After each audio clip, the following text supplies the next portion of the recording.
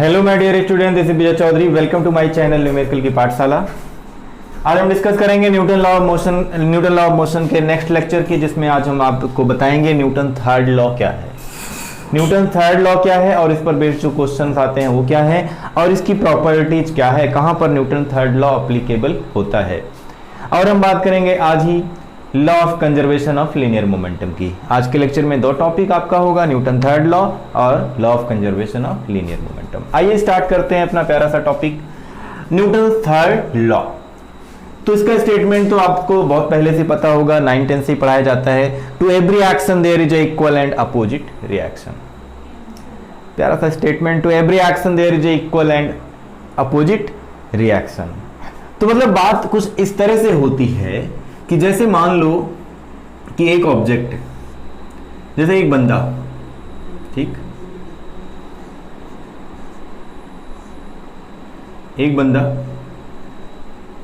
Diagram उतना अच्छा बनता नहीं बट समझो, एक बंदा अगर इस डायरेक्शन में मूव कर रहा है, अगर इस डायरेक्शन में मूव कर रहा है, इस डायरेक्शन में जा रहा है, इस डायरेक्शन में मूव करते हुए जा रहा है, तो अब सोचो यहां पर एक्शन रिएक्शन क्या है। जब ये इस डायरेक्शन में जाएगा, जब पैर उठाता है, तो पैर जब उठाएगा ना तो वहां से एक फोर्स लगाता है अर्थ पर जो फोर्स लगाता है तो अर्थ उसको फोर्स लगाती है, इस तभी वो आगे की तरफ मूव कर पाता है।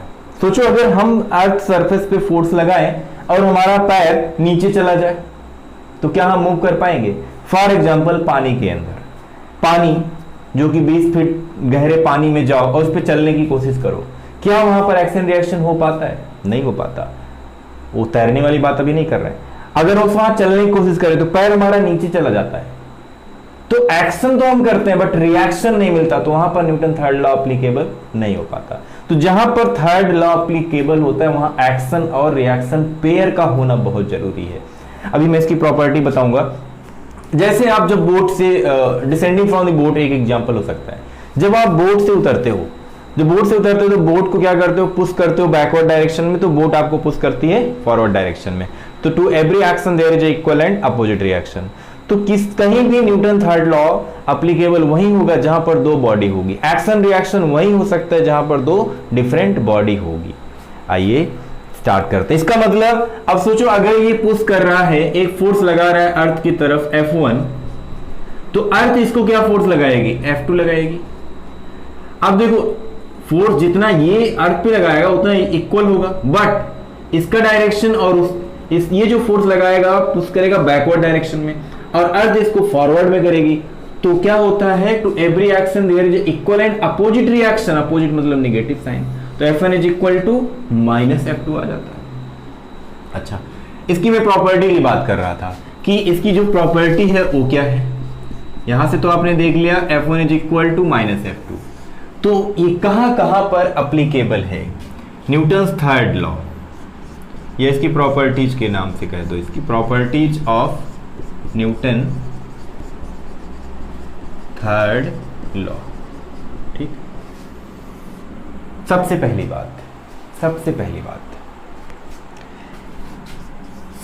बात कि जो न्यूटन थर्ड लॉ है वहीं एप्लीकेबल होगा जहां पर एक्शन रिएक्शन पेयर होंगे।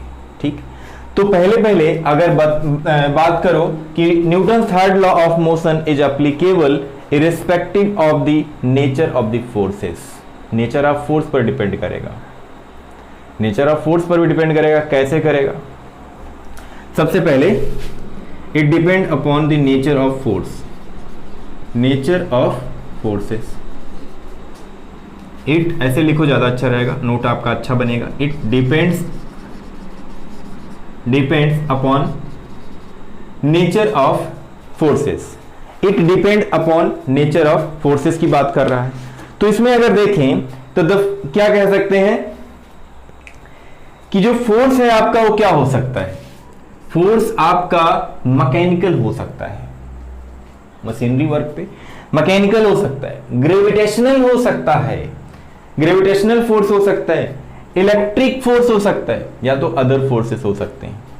तो ये नेचर ऑफ फोर्सेस पर भी डिपेंड करेगा। जैसे ग्रेविटेशनल की अगर हम बात करें एक्शन रिएक्शन का, तो अगर ये सोचो कि अर्थ और मून के बीच में जो फोर्स है जितना अर्थ मून पे फोर्स लगा रहा है उतना मून अर्थ पे फोर्स लगा रहा है, तो यहां भी action reaction Newton third law applicable है।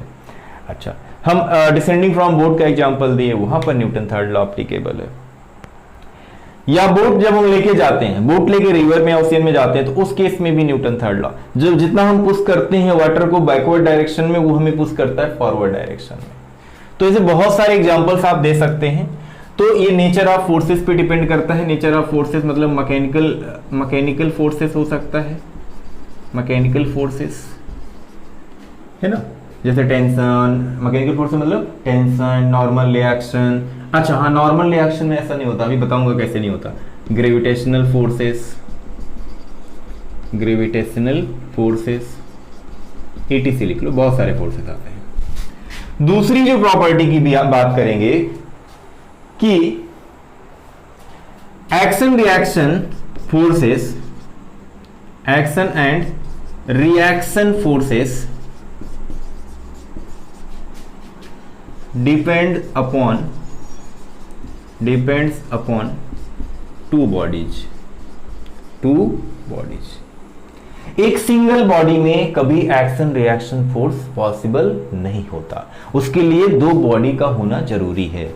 हम अगर देखो जैसे एग्जांपल दिए ना, यहाँ पे मैं अगर चल रहा हूं तो अर्थ को पुश कर रहा हूं, अर्थ और ये पर्सन मतलब मैं ही हूं, या आप जब बोट से जब डिसेंड कर रहे हो तो बोट और आप दो पर्सन हो गए, दो ऑब्जेक्ट हो गए, दो बॉडी का होना जरूरी होता है। ये दूसरी बात आपको याद रखनी है। तीसरा पॉइंट ये हो सकता है, तीसरा पॉइंट इस प्रॉपर्टी में और याद रख सकते हो कि action reaction force, action and reaction forces can not cancel two each other. एक दूसरे को एक कैंसिल नहीं कर सकते, कैंसिल टू ईच अदर। क्यों नहीं कर सकते? देख रहे हो F1 is equal to minus F2 है। कैसे कैंसिल कर सकते हैं? दोनों का जो डायरेक्शन है वो अपोजिट है, मैग्नीट्यूड सेम हो सकता है, लेकिन ये दूसरे एक दूसरे को कैंसिल नहीं कर सकते। ये प्रॉपर्टी भी आपको याद रखनी है। जैसे इसको समझ सकते हो, नेक्स्ट पॉइंट ले लेते हैं, no action can occur in the absence of reaction. बोल सकते हैं ना, मैंने बोला ना कि no action occur, no action occur in the presence of reaction.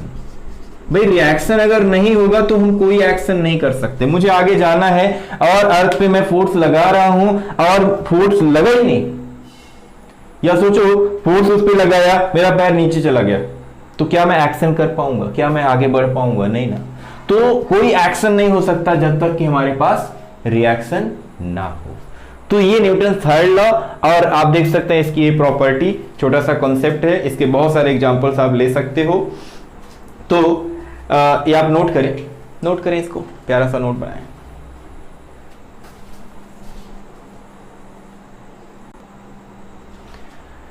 देखिए ये टॉपिक आपका principle of conservation of linear momentum, principle of conservation of linear momentum.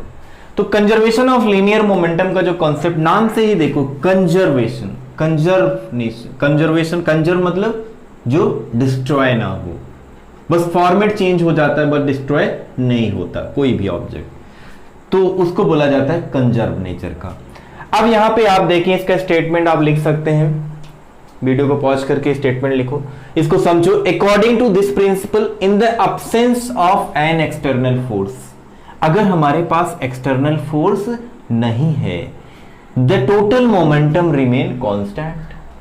अगर किसी बॉडी पे जो फोर्स अप्लाई किया जा रहा है, मतलब सॉरी, किसी बॉडी पे एक्सटर्नल फोर्स अप्लाई नहीं किया जा रहा है, तो आपका जो मोमेंटम है वो क्या रहता है? कांस्टेंट रहता है। ये इसका स्टेटमेंट है। और लॉ, ये principle of conservation of linear momentum, इसको बोल सकते हैं किस प्रिंसिपल पर बेस्ड है? दो लॉ पर बेस्ड है। न्यूटन सेकेंड लॉ, ये दो लॉ पर बेस्ड होता है, Newton's second law and Newton's third law. देखिए भैया, ये न्यूटन फर्स्ट सेकेंड लॉ और न्यूटन थर्ड लॉ दोनों पर डिपेंड करता है। अब ये दोनों पर कैसे डिपेंड है इसके एक्सप्लेनेशन में हम देखेंगे। तो न्यूटन सेकेंड लॉ और न्यूटन सेकेंड लॉ याद रखो, थर्ड लॉ तो अभी पढ़ा। सेकेंड लॉ क्या था? Rate of change of linear momentum is equal to applied force, या rate of change of linear momentum is directly proportional to applied force. अच्छा, अप्लाइड फोर्स मतलब एक्सटर्नल फोर्स। चलिए बात करें, स्टेटमेंट इसका लिख लिया आपने, चलिए इसका डेरिवेशन करते हैं। तो ये दो लॉ पर डिपेंड करेगा, law of conservation of linear momentum. देखिए किस तरह से, फॉर एग्जांपल सोच लो कि एक ऑब्जेक्ट है m1 और दूसरा ऑब्जेक्ट है m2, ठीक, और ये दोनों कोलाइड करके आए और स्ट्राइक कर गए। अगर यहां स्ट्राइक कर गए तो इसने इस पे फोर्स लगाया F1 और इसने इसके अपोजिट में फोर्स लगा दिया F2, ठीक, इसने F2 लगाया, ये F1 फोर्स लगाया, एक्सटर्नल फोर्स। स्ट्राइक करेंगे तो फोर्स लगेगा। चलिए बहुत बढ़िया। अब इसमें जो फोर्स लगा, अब ये बोल, अच्छा मोमेंटम क्या होता है? मान लो कि अच्छा इसका मोमेंटम, ये इसकी वेलोसिटी मान लो कि u1, इसकी वेलोसिटी u2 है। तो इन दोनों ऑब्जेक्ट, इसका जो मोमेंटम होगा वो क्या होगा? Let P1 is the momentum, P1 and P2 ऐसे लिख लो, P1 and P2 are the momentum, linear momentum लिख सकते हो, momentum of M1 and M2। M1 and M2 के जो मोमेंटम है वो क्या है? M1 और M2 के जो मोमेंटम है, M1 और M2 के जो मोमेंटम है वो P1 और P2 हो गए। ये कंसीडर हमने कर लिया। तो नेट मोमेंटम क्या हो जाएगा? टोटल मोमेंटम जब फाइंड करते हैं तो क्या लिख सकते हैं? P is equal to P1 plus P2 लिख सकते हैं। ठीक है, यहां तक समझना। अच्छा चलिए बहुत बढ़िया। अब हम क्या करने जा रहे हैं? इसको डिफरेंशिएट करने जा रहे हैं। फर्स्ट इक्वेशन कंसीडर कर लिया और यहां पर इसको डिफरेंशिएट करेंगे। Differentiate equation first with respect to time. Time के रिस्पेक्ट में हम इसको डिफरेंशिएट करने जा रहे हैं। देखिए डिफरेंशिएट करने का मतलब टाइम के रिस्पेक्ट में क्या हो जाएगा? D by d t, d by d t ही तो होगा, सब में डी बाई डी टी से मल्टीप्लाई। तो ये p है तो d p by d t is equal to d by d t, तो d p one by d t plus d p two by d t. कोई problem नहीं है अभी तक, डिफरेंशिएट कर दिया। अच्छा इसको ऐसे रहने दो, d p by d t. इसको फोर्स लिख सकते हैं बट लिख नहीं रहे। अब देखो d p one by d t को rate of change of momentum है, according to Newton third law d p one by d t, sorry according to Newton second law, sorry d p one by d t को आप F1 लिख सकते हो force. Rate of change of linear momentum is equal to applied force. तो ये किस पर? इस बॉडी में जो फोर्स लगा, भाई जब वो मूव करा होगा तो फोर्स लगाना पड़ा होगा। तो इसने जो फोर्स जनरेट किया वो F1 और इसने जो फोर्स जनरेट किया वो F2। कैसे? कैसे? यहां ब्रैकेट में लिख सकते हो, according to Newton second law. ठीक, यहां साइड में लिख देंगे। कैसे लिखा? यहां लिख सकते हैं according to Newton second law rate of change of linear momentum is equal to applied force. अब dp by dt is equal to F1 plus F2। चलिए ये भी ठीक है। अब देखिए दूसरी सबसे बड़ी बात, स्टेटमेंट क्या कहा? स्टेटमेंट में ये कहा गया इन the absence of an external force. Absence of, इसका मतलब F1 plus F2 is equal to 0। कहीं कहीं आपको ये मिलेगा F1 को F internal plus F external लिखा जाएगा, F1 internal F1 external, F2 को F2 internal plus F2 internal लिखा जाएगा। फिर कहेंगे कि F1 is equal to internal का F1 is equal to minus F2 हो जाएगा न्यूटन थर्ड लॉ के बिहाफ पर, और आप एक्सटर्नल को बोल देंगे कि 0 हो जाएगा। तो कहानी भी ठीक है, थोड़ा लेंदी हो जाएगा, लेकिन आप यहीं से सीधे क्या लिख सकते हो? ये हमारा अप्लाइड फोर्स है। अगर ये अप्लाइड फोर्स है तो ये डिफॉर्मिंग फोर्स स्टेटमेंट के बिहाफ पर F एक्सटर्नल को हम क्या लिख सकते हैं? बोला गया है ना कि F external is equal to 0, so F1 plus F2 is equal to 0। तो अप्लाइड फोर्स है, M1 पर F1 लग रहा है, F2 और M2 पर F2 लग रहा है, तो नेट फोर्स क्या हो जाएगा, 0 हो जाएगा। अच्छा, अब इस इक्वेशन में इसको सेकंड मान लो, तो from equation second dp by dt is equal to 0 लिख सकते हैं। अच्छा, dp is equal to 0 into dt, 0 हो जाएगा। dp क्या है, चेंज इन मोमेंटम है, ये चीज ध्यान देना है। dp क्या है, चेंज इन मोमेंटम 0, तो चेंज इन मोमेंटम अगर 0 आ गया, इसका मतलब p is equal to constant, p is equal to constant. Change momentum आपका 0 नहीं है, चेंज इन मोमेंटम 0 है। कैसे समझो इसको, ऐसे समझो जैसे मान लो कि 2 किलोग्राम की एक बॉडी है और ये 10 मीटर पर सेकेंड से जा रही थी। अच्छा, अब उसके बाद इधर इसी की बात करो, अब ये फिर आगे गया, नहीं दूसरा 4 किलोग्राम की एक बॉडी है और ये इधर 5 मीटर पर सेकेंड से आ रही थी। इसका मोमेंटम कितना, 2 into 10 20 kilogram metre per second. इसका मोमेंटम कितना, 4 इंटू 5 20, तो चेंज निकालो तो 0। लेकिन क्या सिंगल, अगर एक मोमेंटम की बात करें, क्या वो 0 है, नहीं, वो तो 20 है ना, तो इसीलिए बोलेंगे चेंज इन मोमेंटम तो 0 हो जाएगा। अगर वो 0 होता है, इसका मतलब हमारा जो सिंगल मोमेंटम है, लीनियर मोमेंटम सिंगल ऑब्जेक्ट का, वो कांस्टेंट है, जितना ये है उतना वो है, इसीलिए चेंज 0 हो गया, सिंपल सी बात। तो ये डेरिवेशन यहां पे आपका ये कंप्लीट होता है, तो इसको प्यार से नोट करें।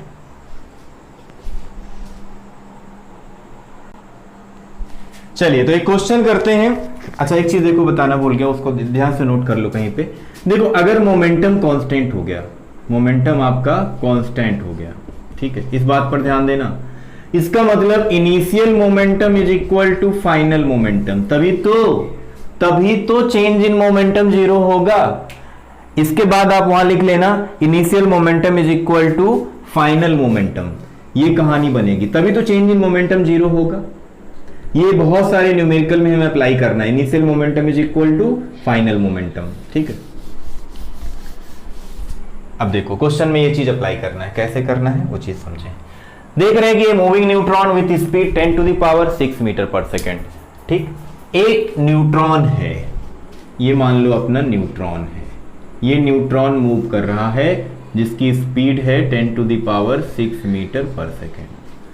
और एक कह रहा है ड्यूट्रॉन है, collides with deuteron at rest, और ये रेस्ट पर है, इसकी स्पीड u1 मान लो, u1 दिया है 10 टू द पावर 6, और ये u2 मान लो, वो दिया है 0। इनिशियल दोनों है तो u से रिप्रेजेंट कर रहे हैं, इसका u1 10 टू द पावर 6 और इसका जो u2 है वो 0, क्योंकि रेस्ट पर है। अब आगे कहानी ये कही जा रही है, एंड स्टिक टू इट, ये गया न्यूट्रॉन से स्ट्राइक किया और स्टिक करके चिपक गया उससे। अब दोनों एक साथ मूव कर रहे हैं, न्यूट्रॉन और ड्यूट्रॉन अब एक साथ मूव कर रहे हैं, तो इसकी वेलोसिटी क्या है, find the speed of the combination. जब कंबाइन हो गए तो इसकी वेलोसिटी बताओ। दो चीजें क्या करेंगे आप, सबसे पहले मैंने बताया अप्लाइंग, किस क्वेश्चन पर है, applying law of conservation of momentum, law of conservation of momentum. Law of conservation of momentum क्या कहता है, ये कहता है कि मोमेंटम इज कांस्टेंट। कांस्टेंट मतलब क्या, initial momentum is equal to final momentum. Question से कॉन्सेप्ट भी सीखो, कांस्टेंट मतलब initial momentum is equal to final momentum. तो initial momentum is equal to final momentum, देखो कैसे अप्लाई करेंगे। इनिशियल मोमेंटम मतलब पहले ये मूव करके जा रहा है और ये रेस्ट पर है, तो ये मान लो ये मास किस न्यूट्रॉन, मास ऑफ न्यूट्रॉन, और ये मास ऑफ ड्यूट्रॉन, ठीक। इसके बाद देख रहे हो दोनों कंबाइंड हो गए, तो मोमेंटम इनिशियली क्या बनेगा, इनिशियली इसका जो मोमेंटम बन रहा है उस पर अगर ध्यान दें आप, तो इसको बोल सकते हो कि मास इंटू वेलोसिटी होता है। मोमेंटम क्या था, mass into velocity. Mass of neutron into velocity of neutron, मतलब जिसको हमने u1 लिया है, plus mass of neutron into velocity of neutron. Neutron की वेलोसिटी क्या है, ये इनिशियल हो गया, इज इक्वल टू, इसके बाद की कहानी क्या हुई, दोनों कंबाइन हो गए तो मास of neutron plus mass of neutron into इसकी वेलोसिटी ऑफ v जो हमें फाइंड करनी है। तो इक्वेशन बनाने आपको आना चाहिए, बस क्वेश्चन इजी हो जाएगा।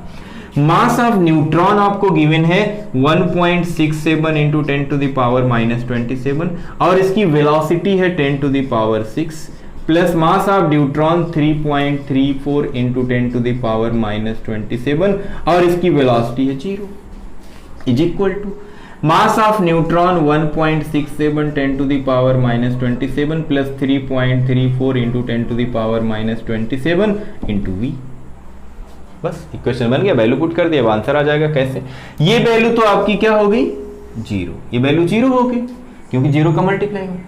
तो यहां से v इज इक्वल टू हम क्या लिख सकते हैं, देख लो 1.67 into 10 to the power -27 into 10 to the power 6 whole divide by अब यहां से देख रहे हो आप कि 10 to the power 27 10 to the power 27 minus में वो दोनों कॉमन हो रहा है और ये 1.67 भी कॉमन हो जाएगा। कैसे, देखो 1.67 इंटू 2 करो तो 3.34 मिलेगा, है ना। तो जैसे कहीं पे लिखा हुआ है x प्लस 2x, तो x कॉमन हो जाएगा ना, तो यहां क्या बचेगा 1 और यहां क्या बचेगा 2। ऐसी ही बात है। अब देखो यहां से आप 1.67 या के डिवाइड होगा ना v इज इक्वल टू, इतना तो समझ रहे होंगे कैलकुलेशन। तो 1.67 10 टू द पावर -27, अच्छा ये यहां पे कॉमन आ चुका तो कुछ तो बचा, 1 बचा प्लस 2। इसको सॉल्व कर लो, 1.67 10 टू द पावर देखो कैंसिल, तो 10 divide by 3 v is equal to finally value आ जाएगी 3.33 into 10 to the power 5 metre per second. तो भैया जब ये कंबाइंड हो जाएंगे तो इनकी वेलोसिटी देख रहे हो 3.33 into 10 to the power 5 metre per second हो जाएगी। तो इस क्वेश्चन का ये सॉल्यूशन था। देखिए एक बहुत प्यारा क्वेश्चन लिया मैंने, इससे आपका बहुत सारा कॉन्सेप्ट क्लियर होगा। क्वेश्चन को ध्यान से सबसे पहले पढ़ें।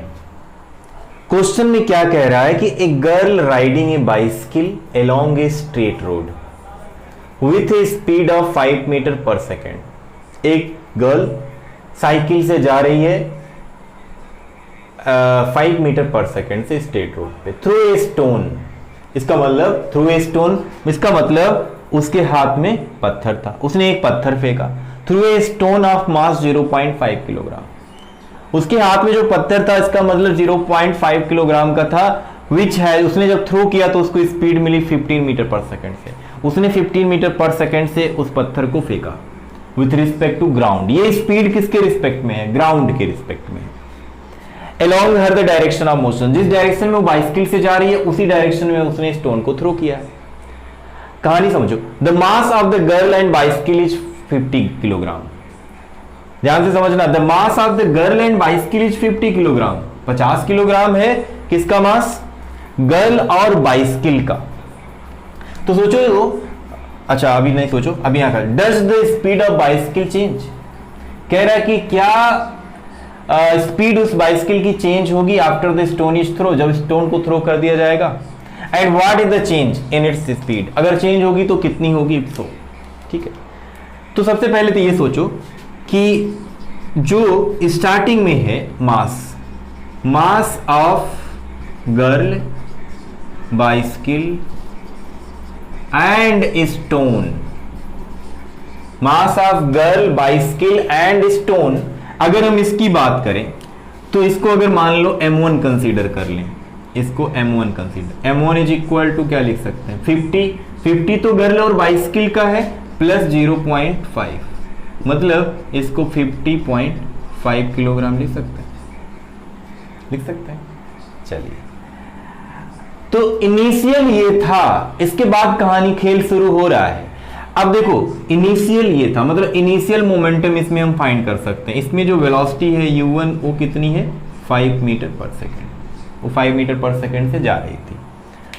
इसके बाद खेल क्या शुरू हुआ, उसने पत्थर को फेंका, पत्थर को फेंका, फेंका तो उसको वेलोसिटी भी दे दी। इसका मतलब mass of stone, mass of stone को m2 मान लें, m2 is equal to 0.5 kilogram, और इसकी वेलोसिटी u2 अगर बोल दो तो ये कितनी है 15 मीटर पर सेकेंड।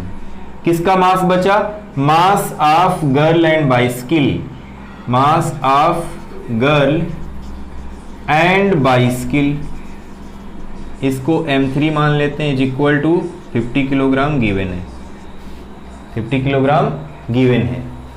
और उसकी हमें स्पीड नहीं पता है। कब नहीं पता है, पहले जब तीनों मतलब गर्ल बाइसिकल स्टोन तीनों जा रहे हैं तो स्पीड कितनी है 5 मीटर पर सेकेंड। जब उसने स्टोन को थ्रो कर दिया, स्टोन का भी हमें वेलोसिटी पता है, लेकिन जब उसने थ्रो कर दिया तब उसकी साइकिल की स्पीड क्या थी यह पता करना है। क्लियर हो गया होगा।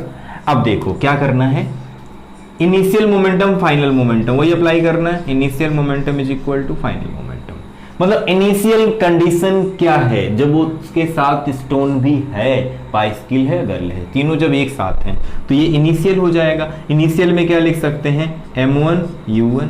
अच्छा, इसके बाद खेल शुरू हो गया, मतलब फाइनल की बारी आ गई, m2 u2 plus m3 v, है ना, वो वेलोसिटी फाइंड करनी है। ये किसकी वेलोसिटी है, अब सोचो जब उसने स्टोन को थ्रो कर दिया तो स्टोन उसके ऊपर से हट चुका है, इसका मतलब साइकिल है और गर्ल है, साइकिल और गर्ल का जो मास है वो कितना है 50 है, इसकी वेलोसिटी नहीं पता है क्योंकि जब पत्थर था उसके हाथ में तब वेलोसिटी गिवन है कितनी 5 मीटर पर सेकेंड, तो इसमें वैल्यू रखो आंसर आ जाता है। तो m1 इज व्हाट, m1 आपका गिवन है 50.5 into 5 is equal to m2 0.5 into 15 plus 50 into v। तो देखो इसको सॉल्व करने के बाद v की जो वैल्यू आ रही है वो मैं बता रहा हूं आपको, v इज इक्वल टू आ रहा है 4.9 मीटर पर सेकेंड आएगा। ध्यान से देखो, जब उसने स्टोन थ्रो कर दिया तो इसकी स्पीड क्या हो गई 4.9 metre per second by calculate करने से आ गया 4.9 मीटर पर सेकेंड। तो चेंज आया कि नहीं आया, पहली बात आया। तो चेंज कितना आया वेलोसिटी में, पहले वो 5 मीटर पर सेकेंड से जा रही थी, अब 4.9 मीटर पर सेकेंड हो गया। तो चेंज इन वेलोसिटी क्या हो गई, चेंज इन वेलोसिटी क्या हो जाएगी, चेंज इन वेलोसिटी मतलब 5 माइनस 4.9, तो चेंज इन वेलोसिटी आपके पास आ गई 0.1 मीटर पर सेकेंड। जो भी आई लेकिन आई ना चेंज। तो इस तरह से क्वेश्चन को समझना है और आपको सॉल्व करना है।